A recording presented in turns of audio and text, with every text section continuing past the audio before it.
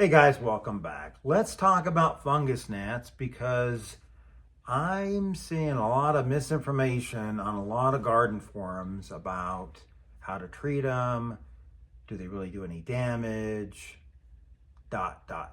So let's start with, I think, the elephant in the room. And the elephant in the room is, do fungus gnats actually cause damage? The answer is they absolutely, unequivocally do.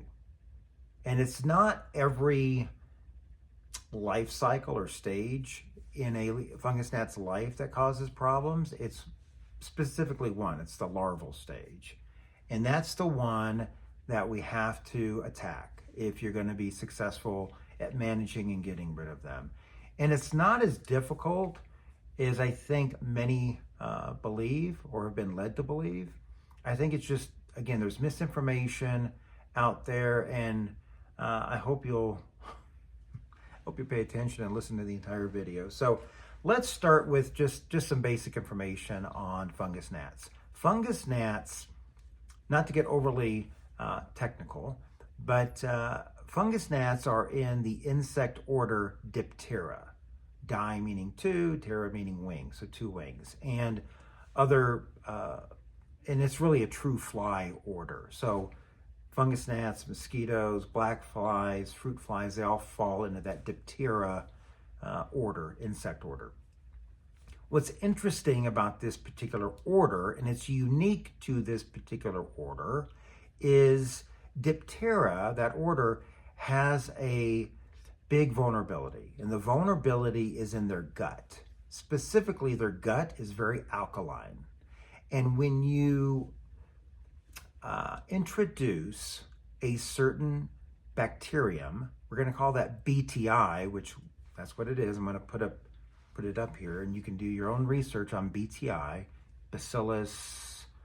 I can't even pronounce the name of it, so I'll put the name here so you can Google it if you wish. But what's interesting about that bacterium is when the larva of the fungus gnat ingests it, let's just say it upsets their stomach in the worst way. In a way, in fact, that it just kills them. That's what it does. It destroys the stomach lining, their gut lining, and they stop feeding, largely because they're getting, I don't want to necessarily say it's sepsis, but for something you might be relatable to you, sepsis, and they just die. And so if we take a little step back and we look at the stages, the life cycle of a fungus gnat, there's 4 stages. There's obviously the adults that are flying around that are annoying everybody. And typically our approach is, let's just wallpaper our walls with sticky traps and that's going to solve the problem. 100% no. Sticky traps, their purpose, their intent is to identify the presence of something and to try to measure the volume of that presence or that pressure. That's all they were ever intended to do. And I think we have, over time, come to some unfounded conclusion that if we put up enough sticky traps, they're going to solve the problem. Absolutely 100% won't, and I'll tell you why it won't. So you have your adults, and that stage of their life lasts about a week, 5 to 7 days. And within that time, a female is capable of laying up to 300 eggs. So one female, 300 eggs, big problemo. And so if you are just attacking the adult,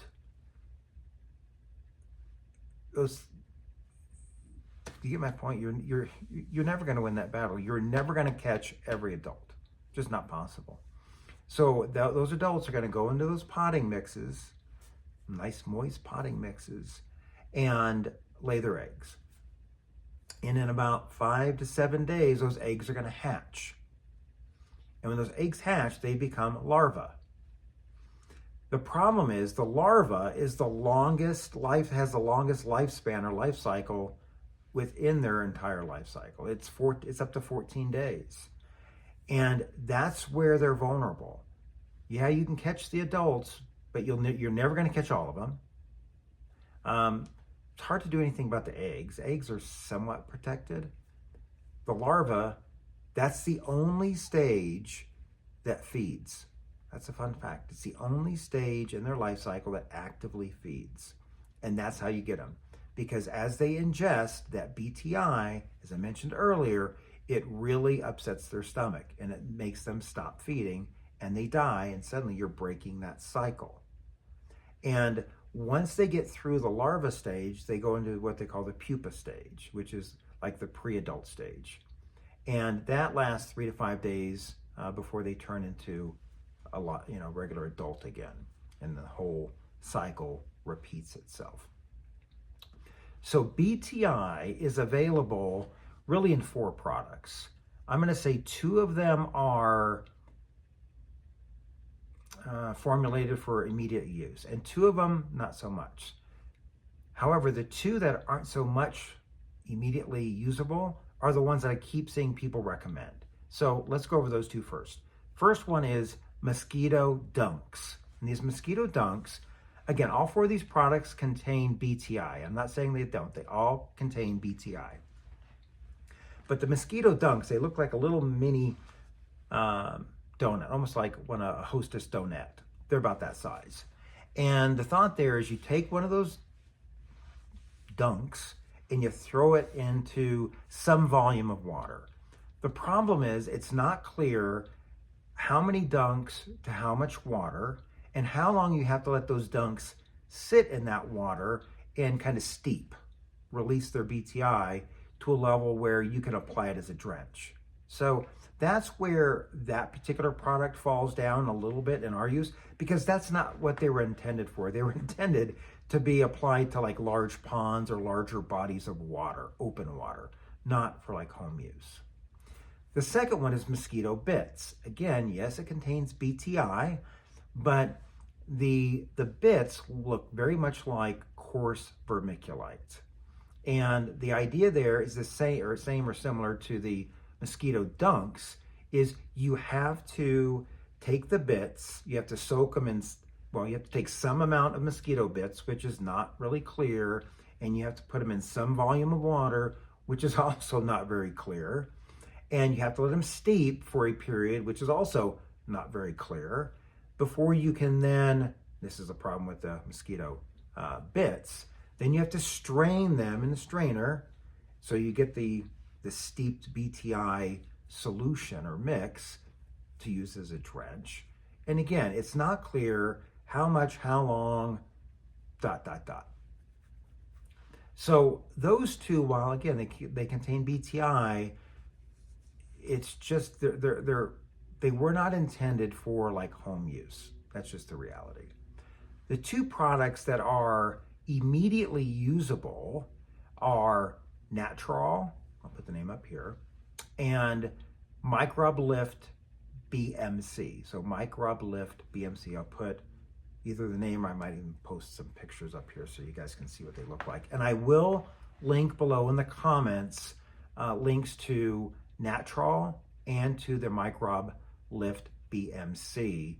So if you want to try one of those, then you'll know where to buy them. I'll even put a discount code for Natrol, so you get 5% discount free shipping from the company that supplies that. And just FYI, I'm not affiliated with or sponsored by that particular company. They're the only company where you can get it in a smaller size, a retail size to use. Because Natrol was intended to be, was formulated for use in greenhouses because it's a granule. Whereas the Microb Lift BMC is a liquid.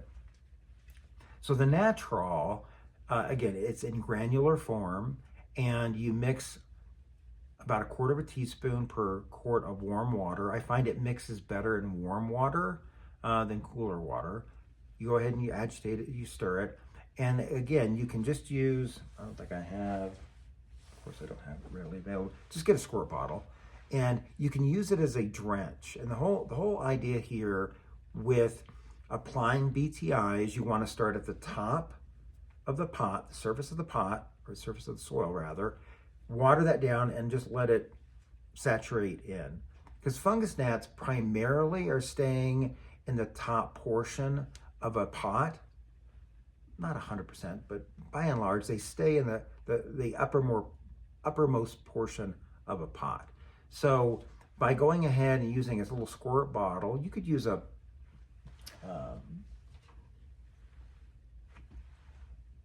water can too, but I just find a squirt bottle is easier to use and easier to be very specific where you're applying it. You apply that, and it's important there's two important things. One is, once you apply it, you want to make sure that the potting mix doesn't dry out between the next application, because if you do, then the effectiveness of the BTI goes down a bit. So, and what you want to do is you want to do the application once every 7 days for 3 weeks, because again, that larval stage is about 14 days. So you want to make sure that you're kind of covering both ends of that stage to get them under control.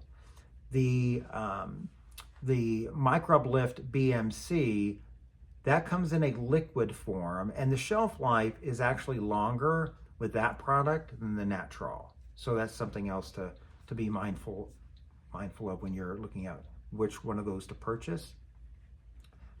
Which, if you look at the concentration of BTI in both products, Natrol has a higher volume of BTI by weight than the Microbe Lift BMC, but the reality is the effectiveness is about the same for both products. So if shelf life is more important than maybe a little stronger application of it, then go with the Microbe Lift BMC.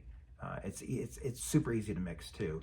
The one thing to know about the Microbe Lift BMC is it comes in liquid form, and they sell it in two sizes. Well, they sell it more, two consumer sizes, a 2 ounce and a 6 ounce. What's interesting is when you buy the 6 ounce, it comes in an 8 ounce container. Don't ask me why. It just does. And so when you get it and you open it up and you're like, well, wait a minute, there's 2 ounces missing. No, that's just the way that they package it. Again, I don't know why, they just do. So if you are looking for something that is easy to apply, the easiest one to use is the liquid, 100%. And again, you're using about 1/8 to 1/4 teaspoon per quart. And again, as a top drench, every 7 days for 3 weeks.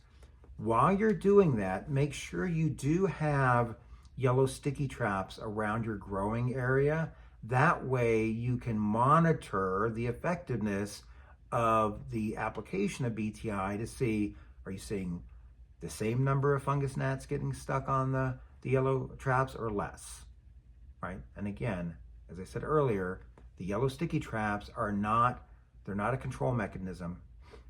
They're not going to solve your fungus gnat problem. They're just there as a monitoring device. So keep that in mind.